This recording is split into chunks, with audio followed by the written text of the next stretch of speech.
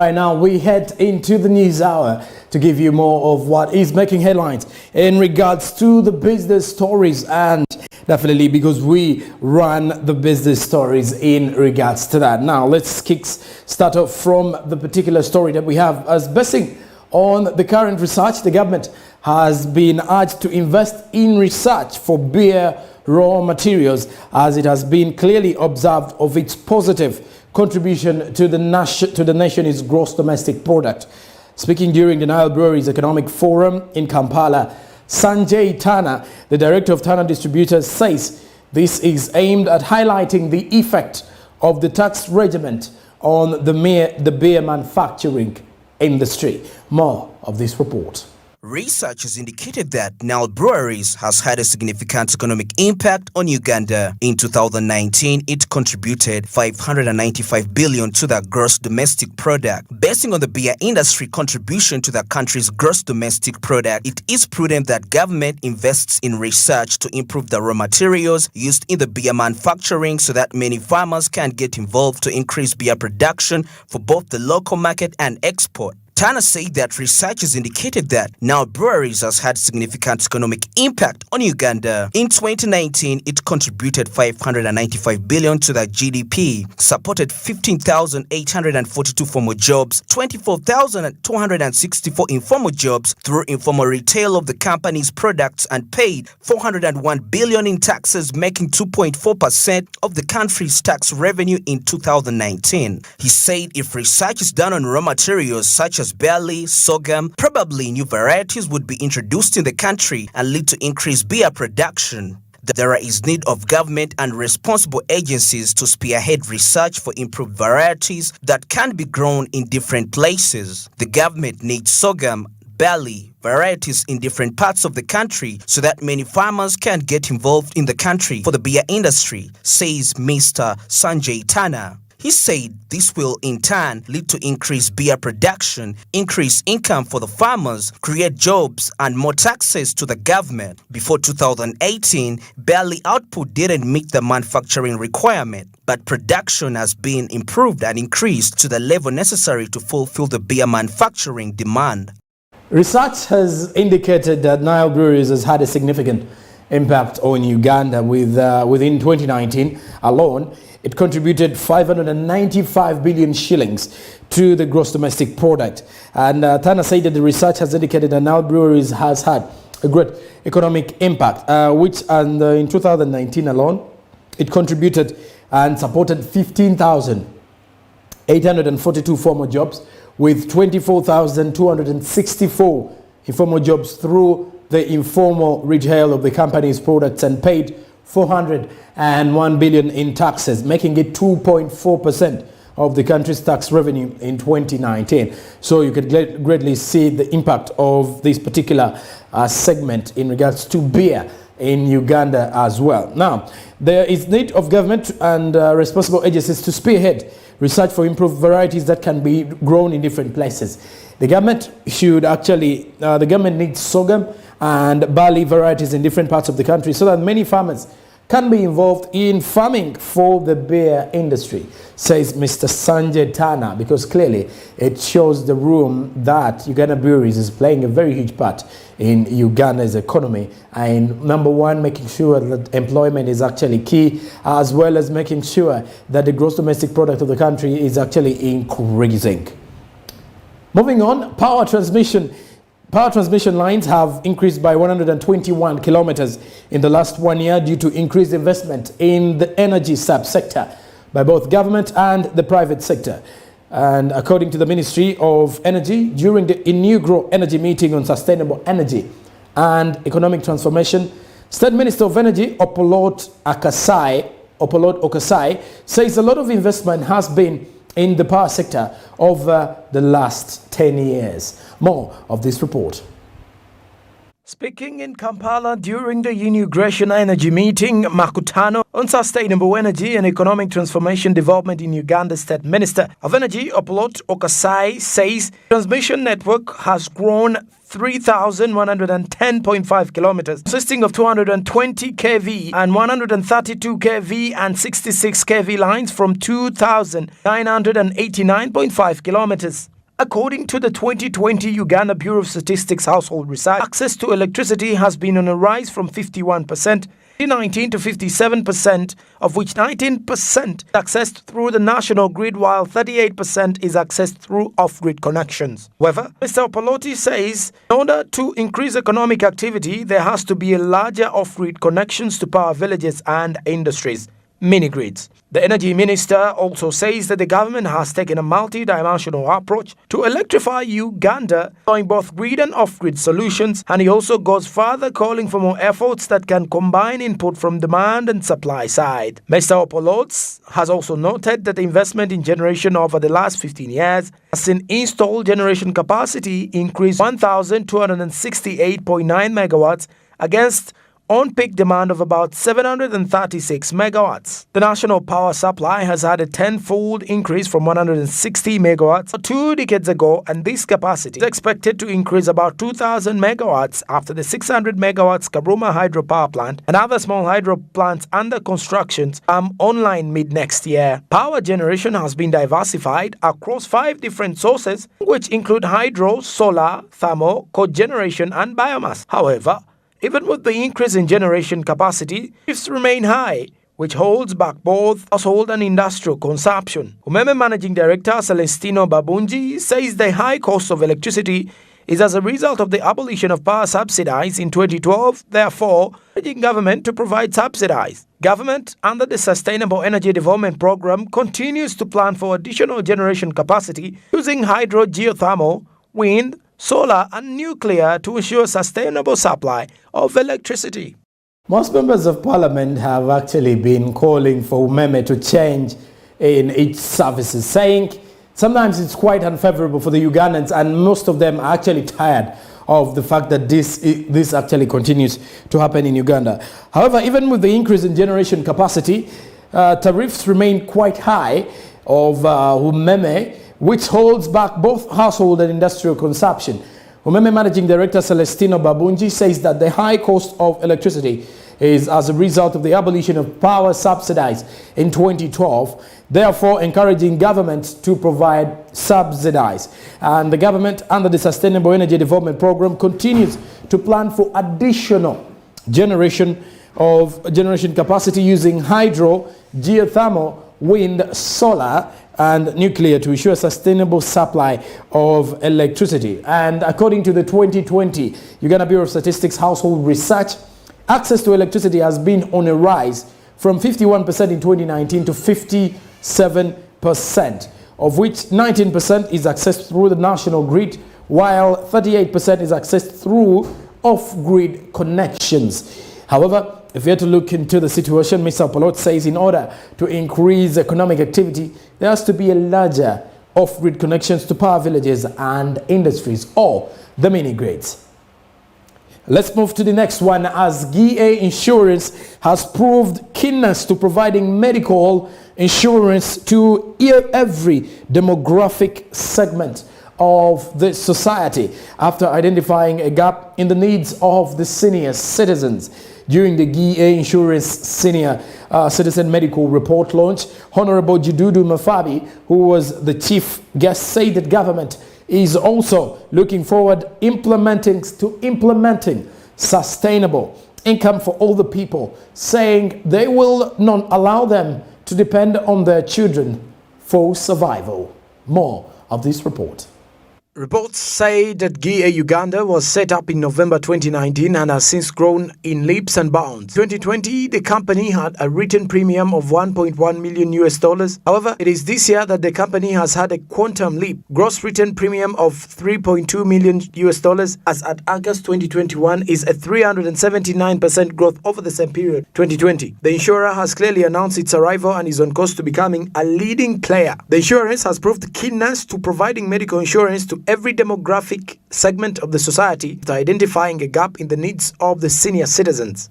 During the GA Insurance Senior Citizen Medical Product launch, Honorable Gidudu Mafabi, who was the chief guest, said the government is also looking forward to implementing sustainable income. All the people saying they will not allow them depend on their children for survival. Of course, I listened carefully to your general manager. He's saying they are paying for, the children are paying. For us, we want the senior citizens themselves to pay. In our policy, in our manifesto as NRM, we are working on transformation of all Ugandans. For the senior citizens, the Bible says there's time for everything. They are finished working for other people. Under the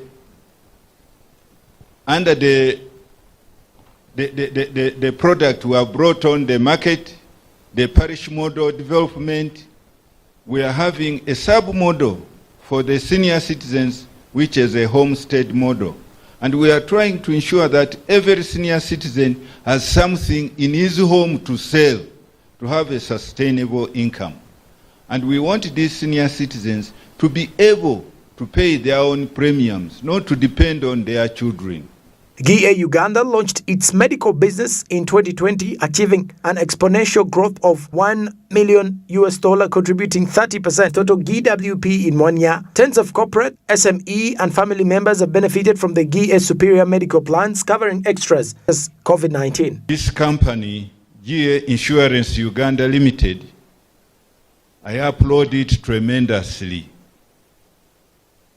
It's a coincidence that for the first time in Uganda, the Parliament of Uganda, through change of its constitution, has 5 members of Parliament who are for the special interest group known as senior citizens.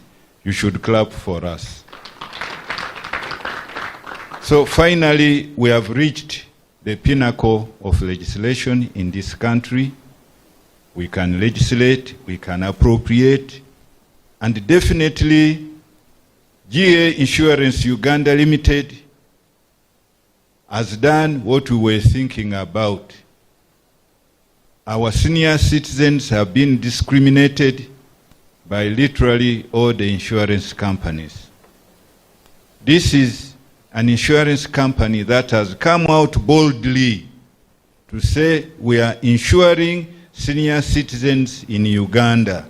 Let's applaud for them. GA has worked with all types of specialists and service providers across the country to ensure every member receives attention. Telemedicine is one major value to the product. Members' education, wellness programs, and counseling are added benefits.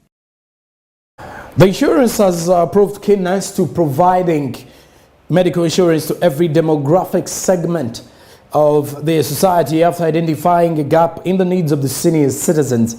During the GA Insurance Senior Citizen Medical Product launch, Honorable Gidudu Mafabi, who was the chief guest, said that the government is also looking forward to implementing sustainable income for all the people, saying that they will not allow them to depend on their children for survival, because mainly the issue with the economy is the fact that once the parents are actually out of retirement, most of them have to benefit on what their children have to give out to them. So the children will actually be serving 2 roles, making sure that they provide for their family as well as providing for their parents as well. Something that Honorable Gidudu Mafabi was saying the government is actually implementing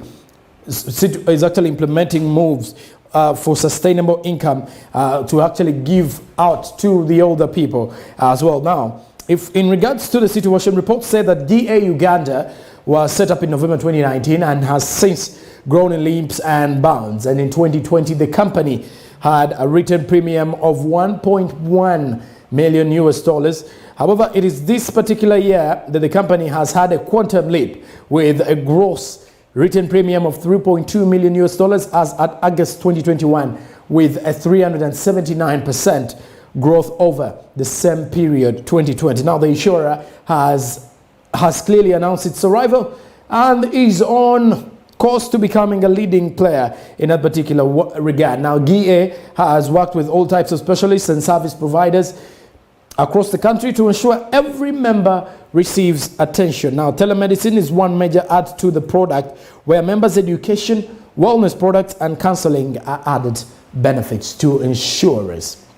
And of course, later on, we are also going to be discussing insurance and how far it has been prevailing during COVID. Have they been recording losses in regards to that? What is the state of the insurance companies? And also mentioning tourism and insurance. Just don't forget the theme of the day. Now, let's head to the international scene and see what is making headlines in regards to the business stories on the international scene. But first, let's start from Somalia now, as suicide car bomb in Somalia's capital of Mogadishu has killed at least 7 officials. Now, Moaia Mudei, District Commissioner of Mogadishu's Hamjajab district, did tell reporters in regards to that. It was not immediately cleared who was responsible for the attack, but obviously the key suspect is Al-Shabaab, which wants to overthrow the government and impose the interpretation of Islamic law, frequently carrying out such bombings. More of this report. A suicide car bomb killed at least 7 people in the Somali capital on Saturday at a street junction near the president's residence. An official said a suicide car bomb that exploded at Silagab Junction killed 7 people and injured 8 others. Moaia Mudi, District Commissioner of Mogadishu's Hamajab district, told the Reuters it was not immediately clear who was responsible for the attack, but Al-Shabaab wants to overthrow the government and impose its interpretation of the Islamic law, frequently carries out such bombings. A Reuters witness at the scene of the blast reported seeing 7 cars and 3 rickshaws destroyed by the blast and the whole junction covered in blood. Continuous insecurity is actually prevailing in Somalia. One of the reasons as to why the political instability has created no room for business in regards to economic activities in the country of Somalia, a semi-arid desert area, one with which is referred to a war-torn area. We even have the UPDF soldiers based in Somalia. And according to the situation that is actually concerning the car bomb that exploded at Silgab Junction killed 7 people and injured 8 others. That is the Commissioner of Mogadishu's Hamajajab district who actually came out and said that. It was not immediately clear who was responsible for the attack, but like I said, the key reports in regards to the situation is Somalia, the Al-Shabaab, who even 10 years back were into the same situation of continuous bombings, and they are planning, or they have plotted to overthrow the government. So clearly such bombings are always affiliated to them, reason being they pose a major threat in regards to overthrowing the government. Now, this suicide car bomb killed at least 7 people in the Somali capital of Mogadishu on Saturday at a street junction near the president's residence. That is according to an official statement. So you can definitely see that everything is linked to Al-Shabaab, who want to overthrow the government. Now let's head to the east now, as China puts final nail on coffin for Lamu Coal Project in Kenya. While appearing at the United Nations General Assembly Summit earlier this week, Chinese President Xi Jinping said China would stop building a coal power plant overseas. More of this report. Plans to revive talks surrounding the setup of the coal power plant in Lamu are virtually over after China's flip. While appearing at the United Nations General Assembly Summit earlier this week, Chinese President Xi Jinping said China would stop building coal power plants overseas. The pledge has technically scuttled the plans of a coal power plant in Kenya, whose potential funding was seen emerging from China after prospective financiers pulled out of the now-damned project. In flipping its support for coal power plants, which are regarded as dirty sources of energy, China has essence stopped blowing hot and cold on the global push for sustainability and climate change mitigation. Its pledge has been followed by the applause from the climate-smart cheerleaders and activists who have termed the move as a death to the... And if you look at the pledge from China, it has actually been followed up by applause from climate-smart cheerleaders and activists who have termed the move as death to the coal industry. But however, in flipping from its support for coal power plants, which are regarded as the dirty sources of energy, China has since stopped blowing hot and called on the global push for sustainability and climate change mitigation. The pledge has technically scuttled plans for a coal power plant in Kenya, whose potential funding was seen emerging from China after prospective finances pulled out of the now damned project. Now, Chinese President Xi Jinping said China would stop building coal power plants overseas, putting an helm to Kenya's coal power industry.